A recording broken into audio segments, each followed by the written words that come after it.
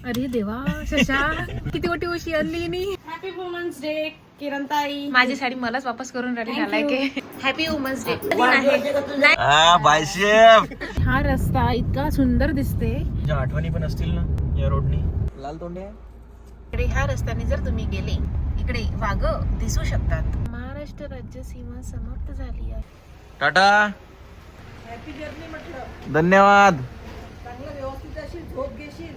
हो, तुलाच चालवा लागते गाडी. तू खिडकीच्या बाहेर हात नको काढू आणि कोणा काही दिलं तर खाऊ नको. हा हे काय मजेत मस्त बसते तिघ जण. काय म्हटलं? हे तिघ जण मस्त बसते म्हटलं. हा तू आराम करशील म्हटलं. एवढी लांब गाडी चालवा लागते तर. बी यार मस्त जर्नी घेतलं. मम्मीला जस्ट आता आम्ही बाय बाय केलं आणि आम्ही निघालो आहे. तर तुम्ही विचार करत असणार की आम्ही कुठे चाललो आहे. तर आम्ही चाललो आहे भर फिरायला.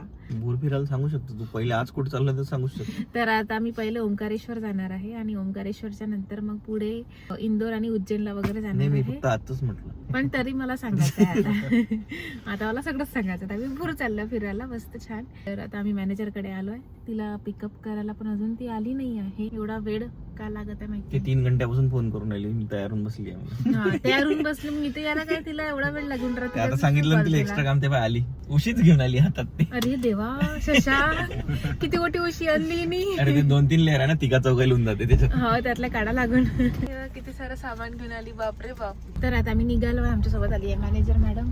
एवढं सगळं सामान घेऊन खूप सारं सामान घेऊन. खूप सारं सामान घेऊन आली ती. सिरियसली 2 बॅग आणल्या. सगळ्यात जास्त मयूरचं सामान आहे. माझं काहीच नाही. माझं अर्ध बॅग मध्ये सामान झालं पूर्ण. काव्यात फक्त राहासाठी चालली. राहासाठी जात आहे. आम्ही फिरायला चाललो सगळे. काहीच नाही, मी 5 ड्रेस आणले.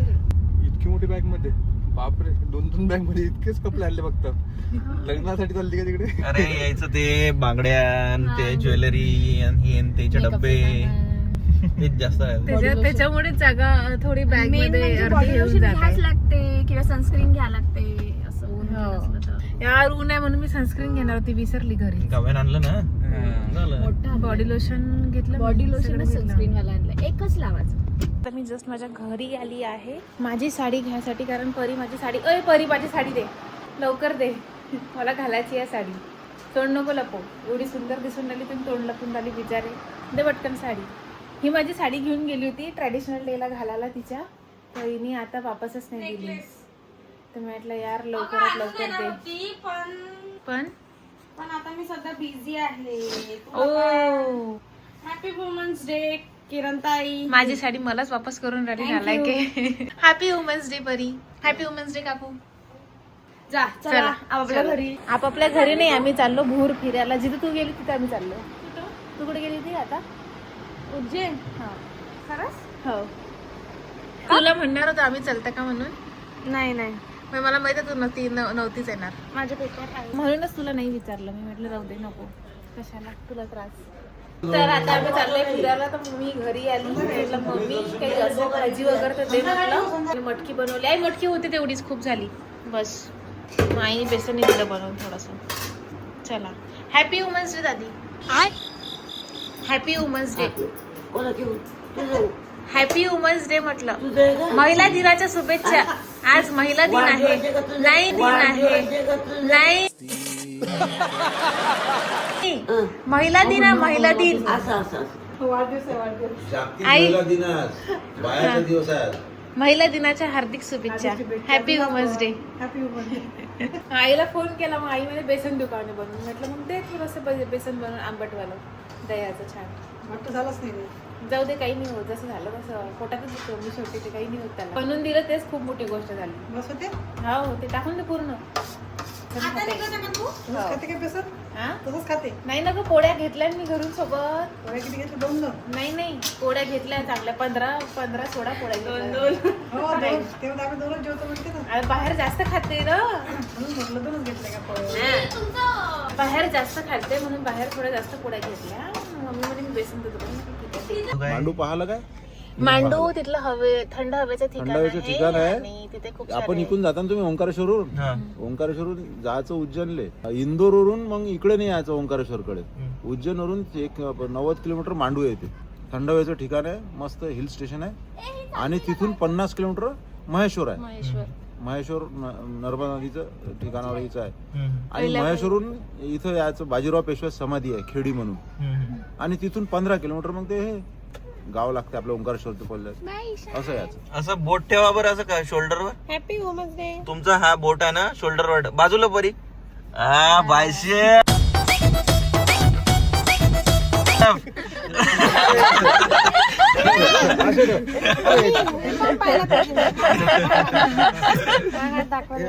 चलो. अरे बापरे. सीमा हॅपी जर्नी करून द्या आता. थँक्यू. Bye bye bye शीता.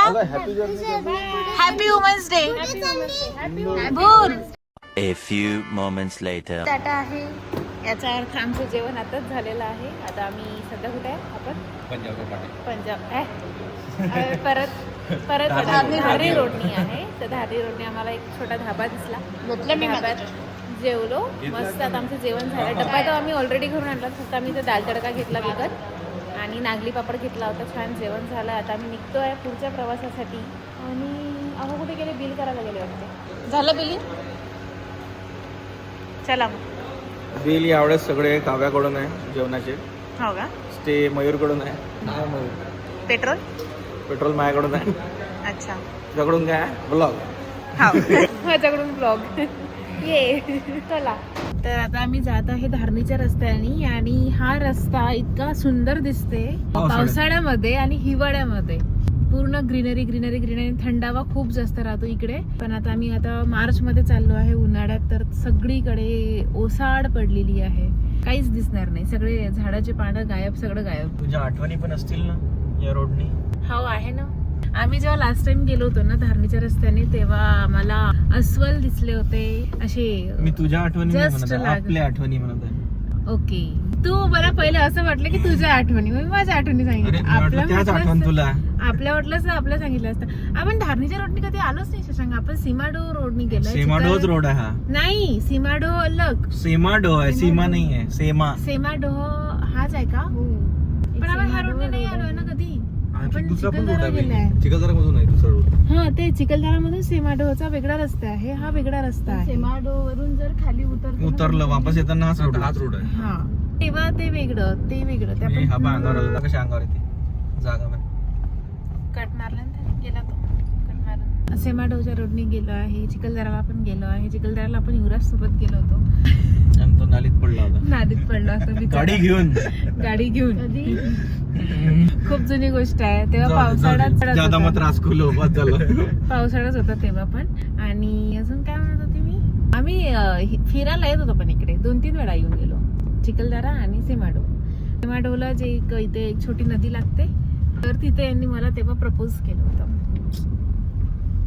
काय चुकचुक करत आहे. आणि रिंग पण दिली होती. काय काय कुठं काय बोलला मी काय मी ते बोलली. तू काय चुकचुक केलं? लाजवलं तुला मला. असं अरे बापरे. तर आता आम्ही धारणी रोडनी चाललो आहे. धारणी रोडनी इथे वडे आणि कढी खूप छान भेटते. त्यांना वडे आणि कढी खायची. घटांग नाव आहे. घटांग तर इथे कढी आणि वडा एक नंबर भेटते. वडा कोणता आहे? वडा कोणता आहे वाला? दाल वडा आणि कढी. पण मला दाल वड्यात एवढा इंटरेस्ट नाही. कढी खूप जबरदस्त आहे. येस होते वडा आणि कढी. हा आता हा तरी एक नंबर मस्त आहे. तो वडाही जास्त तेलकट नाही लागत आणि कढी माझी फेवरेट आहे म्हणून मी एक्स्ट्रा मागितली. पावसाळ्यात मजा येते. हे पटकन कोण येते पहिले. ठीक आहे लाल तोंडे एका झटक्यात खाल्ले.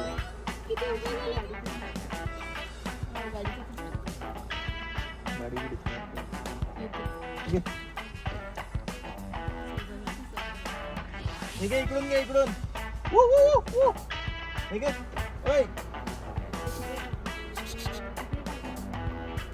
फिमेल आहे. ते फिमेल आहे माहिती आहे का? मस्त उभी राहते रे. झालं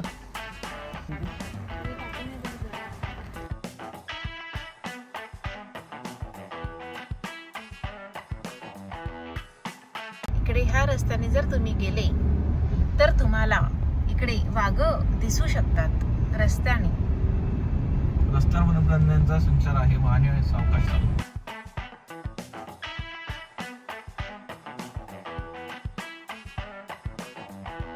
महाराष्ट्र राज्य सीमा समाप्त झाली आहे आणि आम्ही इकडे MP मध्ये एंट्री घेतलेली आहे आणि उन्हामुळे मला काही दिसत नाही आहे की मी तुम्हाला काय दाखवते आणि काय नाही. एमपीत आल्या बैलबंडी आली लगेच. हे एमपीत आल्या एमपीत जशी एंट्री घेतली, बैलबंड्या, ट्रॅक्टर, पैदल बाया. MP मध्ये एंट्री केल्यानंतर इथे बाजार लागलेला आहे. खूप सारे गर्दी आहे इथे. बापरे बाप. आजचा संडे आणि हा मेन आजचा संडे आहे तर संडे मार्केट ऑब्विसली असणारच आहे. इथे छोटेवाले केडा आहे का? नाही वाटते.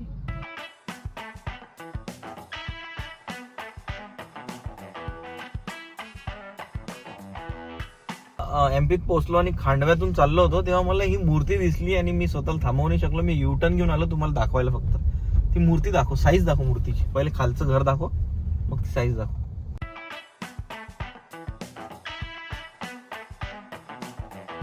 त्याला मूर्तीला स्लाइड्स लावले आहे ना, पण तरी एवढं क्लिअर नाही दिसत.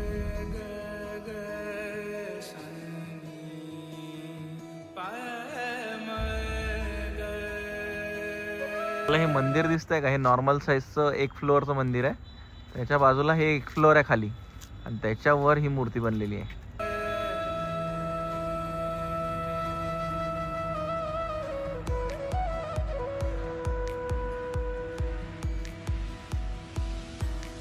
ती किरण गेली तर समजेल तुम्हाला आता किती उंच आहे.